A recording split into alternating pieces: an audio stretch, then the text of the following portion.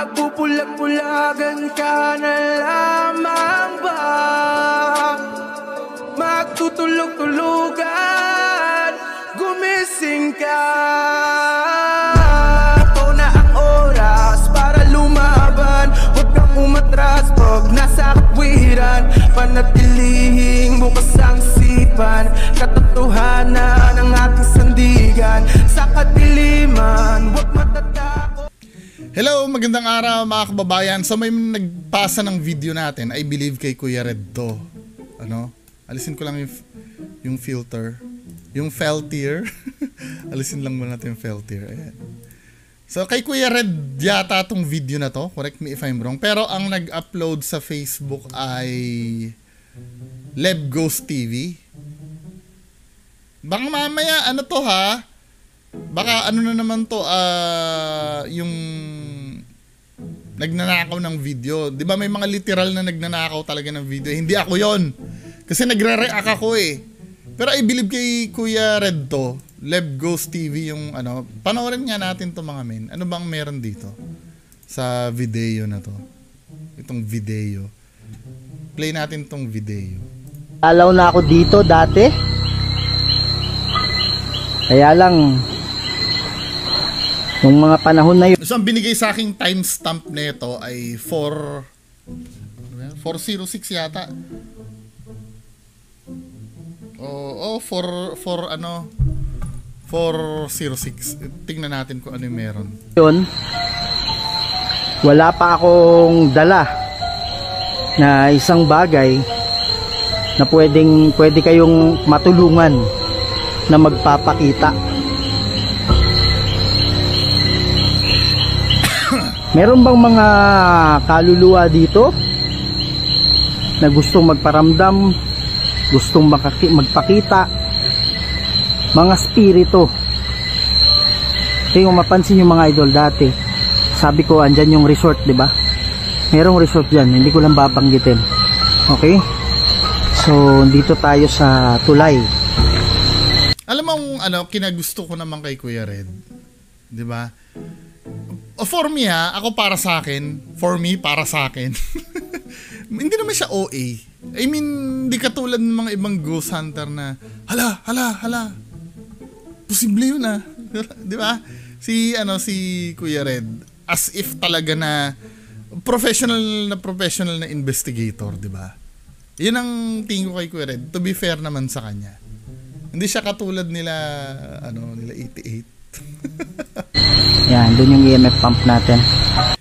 EMF pump daw yon. Ano nga natin, men. Gusto ko rin yun eh. So EMF pump yon. Ngayon lang ako nakakita ng EMF pump na ganito eh. EMF pump ba to? Hindi ganitong EMF pump eh. Kasi parang dalawang ilaw lang yan na men eh. I'm so sorry ha. Nakadalaw na ako dito dati. EMF pump pala yun. Kaya lang hindi ko pa na kahit kailan hindi niya pa pinapakita ng close up yung EMF pump na yan. Nung mga panahon na yon. Ayan ano ba to? Ilaw lang yata to Kuya Red eh. Wala. Hindi to EMF pump. Kasi ang alam ko EMF pump black yan na may parang maliit lang na red light. Maliit lang. Kasi ang purpose nun kasi bumubuga ng electromagnetic field yun eh. Yung EMF pump na yun. Kasi yun yung kakain ng multo para makapag-manifest siya.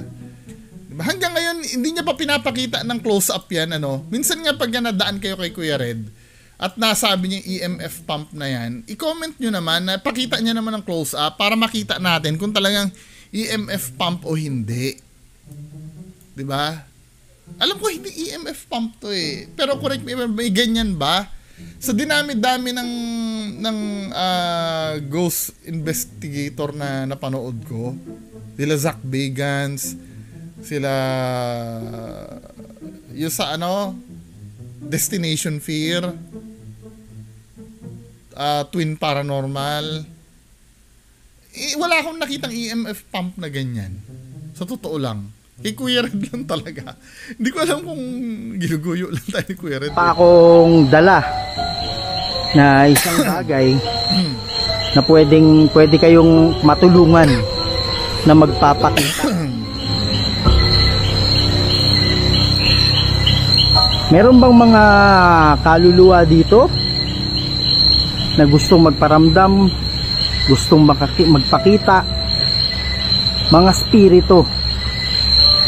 Kaya kung mapansin yung mga idol dati, sabi ko andyan yung resort, di ba? Merong resort dyan, hindi ko lang babanggitin. Okay? So, dito tayo sa tulay. May resort daw dyan, hindi niya daw babanggitin. Nasabi na ni Kuya Red. Hindi, baka yung name ng resort, hindi niya babanggitin. Di ba? Okay. Yan, dun yung EMF pump natin. Pwede ka bang magpakita? Laki niya paniki Pwede ka bang magpakita sa akin ngayon? Andito ako, hindi para saktan ka. Ramdam ko meron dito. Mabigat. Meron akong dito, instrumento. Pwede kang kumuha ng lakas dyan para magpakita ihigop sa akin. ng lakas. Pakita sa amin.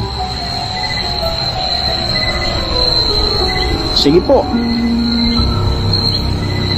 Wow. Meron doon. Meron dyan, kaya nawala. Nakita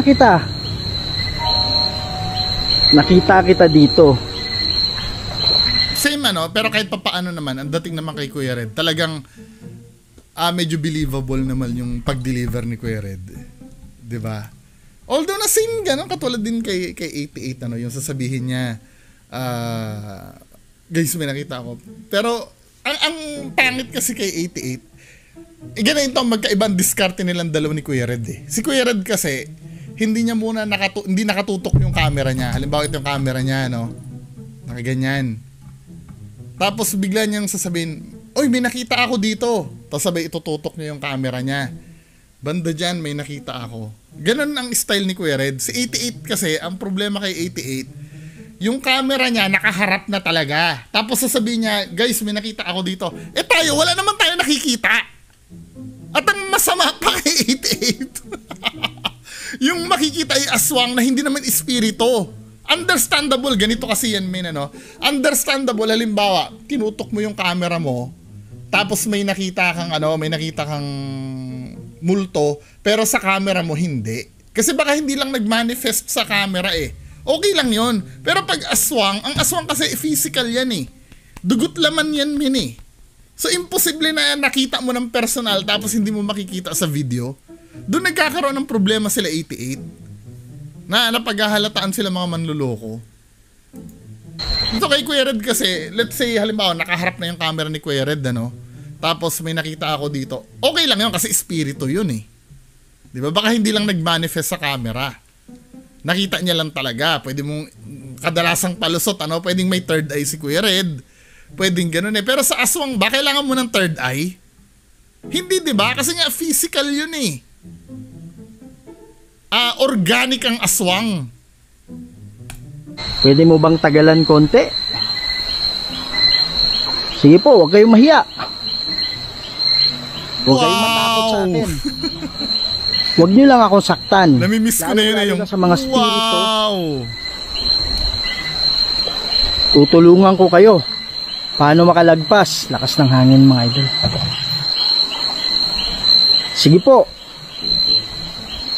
Asan na kayo? Pakita lang kayo kahit sandali lang. Yan. Sige po. Huwag po. Wow! Wow! So ito na yun. So may nagpakita namin. Ulitin nga natin Asan na kayo? Pakita lang kayo kahit sandali lang. Yan. Wait lang. Okay, go. May nagpakita na Sige po. Wag po. Wow! Ano yan, Wow. nagpakita talaga or dinaanan niya lang? Kasi Yan. ito yung pinaka-simpleng technique. Ay, sorry, hindi nyo pala nakikita. 'Di ba? Parang from, ibabaling niya lang. Madaling gawin to eh. Sige po. 'Di ba? Wag po. Wow! Wow! So, nakikita Wow. na natin doon may nagpapakita. Hindi naman nag-appear yan eh. Kasi pwede namang magpakita yan ng halimbawa, the moment na yung camera niya eh wala dun sa target, tatayo lang dun, tapos pagbalik ng camera niya meron na, diba? Dito pa nga lang, although na parang peking-peki na rin ako dito eh, men. Pero wala pa namang trickery na nangyayari. Wow! Anong klase to? Ang kulay ang kamay niya. Engkanto ka ba? Ito yung sa akin, men eh. Ito yung problema eh. Investigator ka. 'Di ba? At ang investigator ay talagang gustong-gustong malaman yung katotohanan. At hindi ka naman pupunta diyan kung duwag ka, 'di ba? Ibig sabihin matapang ka kaya ka pumunta diyan. Ikaw yung magiging matapang para sa aming mga nanonood. 'Di ba? Dahil matapang ka, nakita mo na 'yan, bakit hindi mo lapitan, men? 'Yun lang naman ang simpleng tanong eh. Let's say papalabasin ni Kuya Red na totoo to. Kami curious kami at nandiyan ka na rin lang, breakthrough na 'yan sa sa science eh. Yung may magpapakita sa iyo na entity na ikaw lang ang makakapagpatunay talaga. Na lahat ng mga scientist hirap na i-verify kung totoo talaga yung tapos nandiyan na parang Nobel Prize na yan eh. Level eh.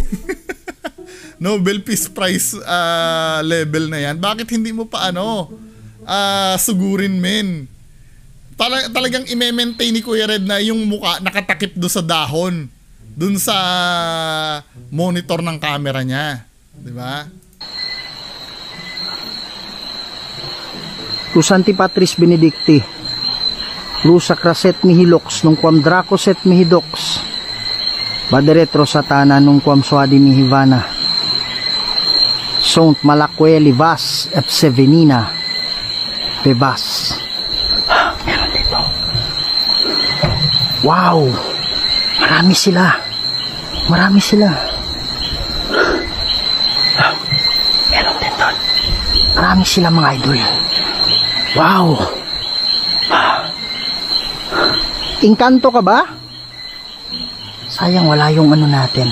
Pero para siyang para siyang mannequin, men. Wala siyang movement eh. Tsaka parang ang laki ng kamay niya kumpara dun sa paa. No? Si Papa yata ito, men eh.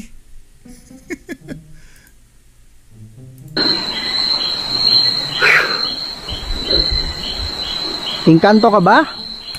Ang frustrating nakikita mo naman eh. Bakit hindi mo palapitan? Nakikita mo naman, men eh. Frustrating. So fucking frustrating. Tsaka iniiwas-iwas. Alam niyo, yung paiwas-iwas niya ng na yan. Ito pa isa sa technique ni Kuya Red eh. Yung pattern niya, halimbawa, yan, nakita niya. Yung paiwas-iwas ng camera niya na yan, tapos pagbalik biglang mawawala. Naghahanap na lang siya ng dahilan dito eh, para mawala yan eh. Sayang wala tayong... Diba? Just imagine, hunter ka, ghost hunter ka. Paulit-ulit ko sinasabi to eh. Ghost hunter ka, nakita mo na yung hinahunt mo eh. Nasa harap mo na. Diba? Hindi ko naiintindihan kahit kailan na yung camera mo, gaganon-ganunin mo pa. Diba? Nandiyan na sa harap mo, lalapitan mo na lang, men eh. Tapos, wala akong pakialam. Basta pag may nakita akong, halimbawa, may white lady biglang humarap dito sa tabi ko, wala akong pakialam. Ayan na yung hinahanap ko eh. Diba? Pero ang ginagawa ni Kuya Red, tingnan nyo. natin? Iniiwas-iwas niya yung video niya eh, diba? Tapos, biglang mamaya, pag ibabalik niya na yan, mawawala na yan. Feeling ko lang naman hindi ko pa napapanood to. Pero, parang humahanap lang siya ng tiyempo eh. Inaalis-alis niya yung camera niya eh.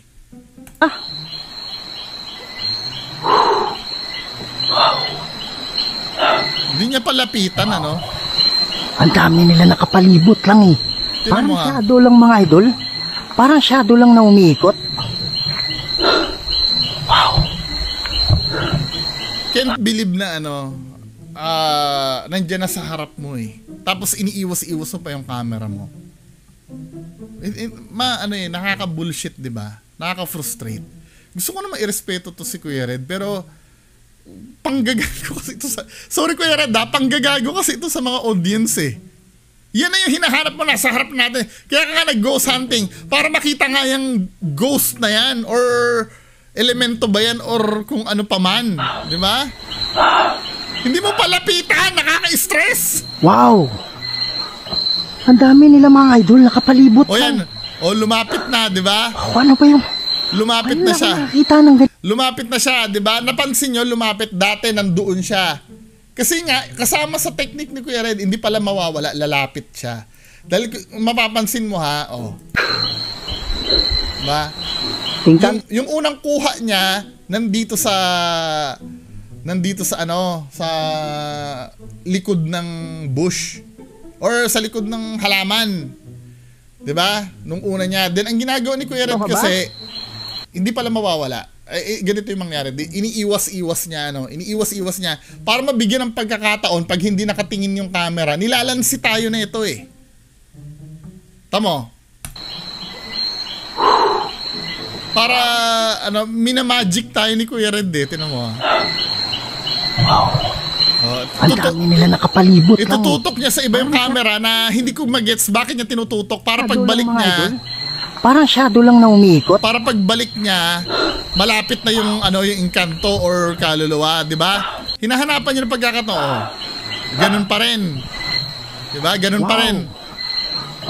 Ang dami nila mga idol. Pagbalik na, malapit na. Lumapit na siya, Ano ba yung... 'Di ba? Wala na siya sa kasi nga nandun yung trick eh, yung pag ganun niya eh. Pwede niya kasing pag ganon, isabay niya yung pag-cut doon. Pag nag-cut 'yon, ilalapit na yung manikin ba yan or kung ano pa man tawag mo dyan, di ba? Nandun yung trick nun. Ayun ako nakakita ng ganito.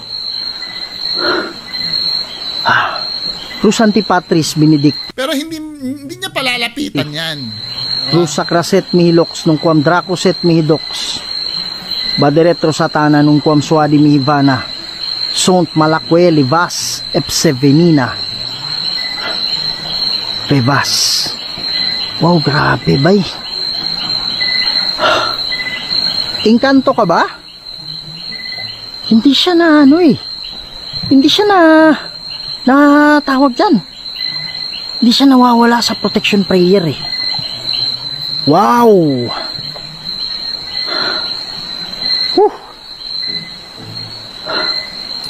Lumapit na ba? Revas. Wow, grabe bay. Engkanto ka ba? Hindi siya na Hindi siya na tawag dyan.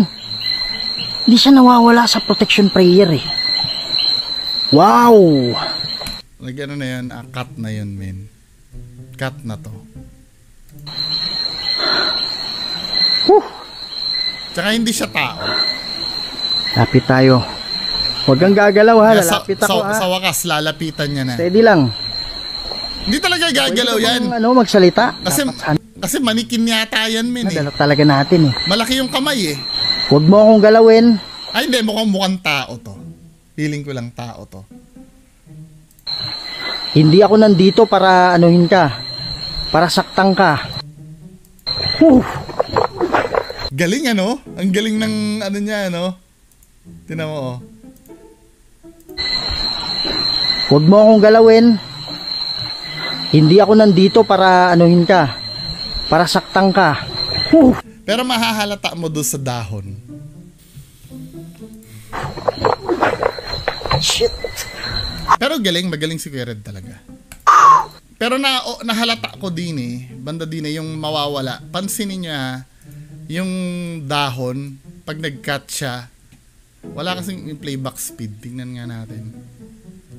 Ito ha. Nadalok talaga natin. Pagmasdan nyo, huwag yung pansinin to.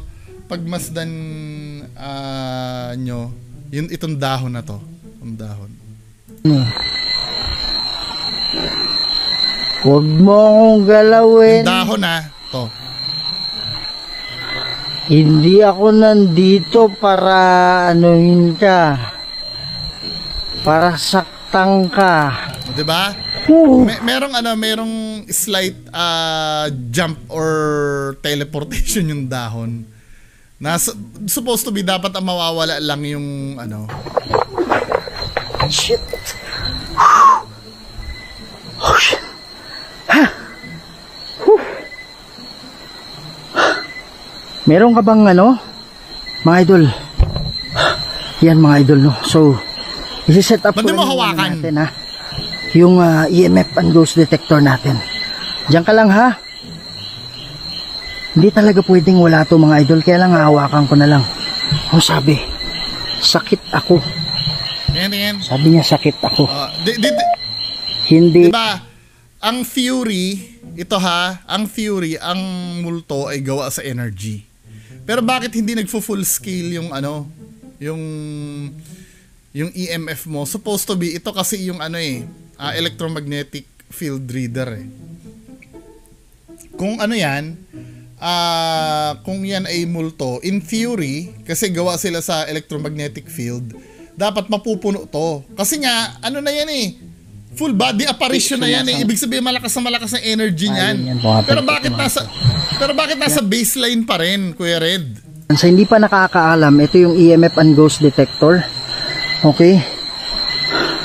So, mamaya ko na ipapaliwanag sa inyo, ha? Gusto ko itang tulungan. Pwede kang magsalita dito sa dala-dala ko. Sige po. Wow, pare. Marami sila eh, umiikot eh. Ikot saan-saan, lumilitaw. Ito lang yung solid talaga. Ano ba yung ano mo? Ano ba yung reason mo kung bakit nagpapakita ka? Hindi ko alam kung ikaw yung kanto. Sabi niya, sanggol. Anong ibig sabihin ng sanggol? Tapos, wait, i-cut na natin to. Kasi yan na yan, hanggang matapos na yan, men, ano na yan eh. Doon na nga tayo sa may bandang dulo, hanggang sa mawala to. Kasi yun, same pattern na. May word na lalabas.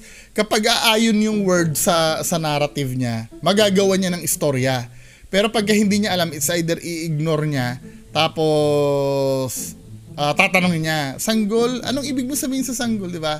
Repetitive. Nawala na ba? Anong panaginip lang?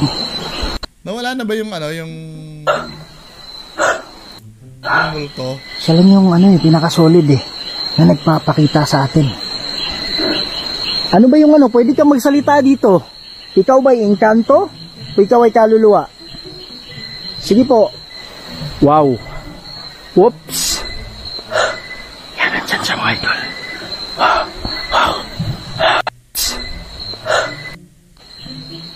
Sige po. Wow. Whoops. Wala eh. Ano lang yun, men eh. Hindi kayo, bahala kayo, maniwala kayo dito, no? Pero hindi ko maintindihan yung ganyang, ano, yung ganyan kalupit na manifestation ng isang elemento or ano. Hindi yan manu-news. Breakthrough to eh. Ilang beses ng video na ganyan ang nangyayari. Same pattern, hindi naglalakad, teleport ng teleport. Ngayon nakita ng tuwing si Kuya Red ang naghahunting. Ito ha, common sense ang gagamitin natin. Common sense ang gagamitin natin mga men. Wag na natin gamitin yung ano, yung mga facts, 'di ba? Kasi syempre mag-ano kanyan, madugo pa 'yun eh. Kahit nakikita natin na yung environment affected pag pag nagkakat-to-cut, 'di ba? Ang anuhin na lang natin, common sense na lang. Lahat ng multo ni Kuya Red, laging teleport ng teleport. Walang naglalakad. Hindi, may naglalakad yata, pero bihira. Pero trademark ng multo niya, teleport ng teleport. Pero pag sa ibang mga ghost hunter, hindi naman ganun. 'Di ba? Basta pattern na ng multo ni Kuya Red, teleport ng teleport talaga. May ano ba yan? May ghost hunting ba na ginawa yan na hindi nagte-teleport ng multo. I mean, halimbawa yung, alam niyo ibig ko sabihin, sa mga ibang ghost hunter hindi naman ganyan eh. Yun na nga lang, may sariling branding yung multo ni Kuya Red. Unique sa bawat, unique lang sa kanya lang nangyayari yung ganung bagay. Kaya napaghahalataan mo, ini-edit niya talaga eh. Kasi yung identical movement ng mga multo niya, ganun at ganun. Consistent lagi. Yung wow, yung teleport, di ba? Hindi ba kayo napapagod sa ganun na style? Tapos kakausapin niya, anong ibig mo sabihin sa ganito, sa ganyan, di ba? Anyway, yun lang naman ang ko. Pero kayo, kung gusto niyo paniwalaan to, kalayaan niyo naman yan. Pero kalayaan ko ring sabihin kung ano yung gusto kong sabihin tungkol sa video na to. Hindi ko naman pinipigilan. Maniwala kayo niyan, okay lang naman. Ang maganda lang naman kay Kuya Red, hindi naman siya ng bubudol na yung manghihingi ng pera para ipagpatuloy yung multo. Yun doon to, no? Pero hindi ko alam, nanghingi ba si Kuya Red ng pera? Hindi ko lang alam, wala akong naririnig eh. So far. Diba? Yun naman ang gusto ko kay Kuya Red, kahit papaano. Hindi siya nanghingi ng pera. Ito yung mga qualified talaga na mag-entertainment or kung ano pa man yun. Hindi, pagpatuloy niya lang. Supportahan niyo si Kuya Red naman. Ang sa akin lang, sasabihin ko lang naman kung hindi totoo eh. Sa akin, hindi totoo. Diba? Kasi achievable naman to ng kahit sinong may knowledge sa sa paggawa ng video, sa camera trick. Sa paggawa ng camera trick, di ba? Anyway, bahala kayo diyan. Yun lang naman po ang masasabi ko tungkol dito. Maraming salamat po. Bye-bye.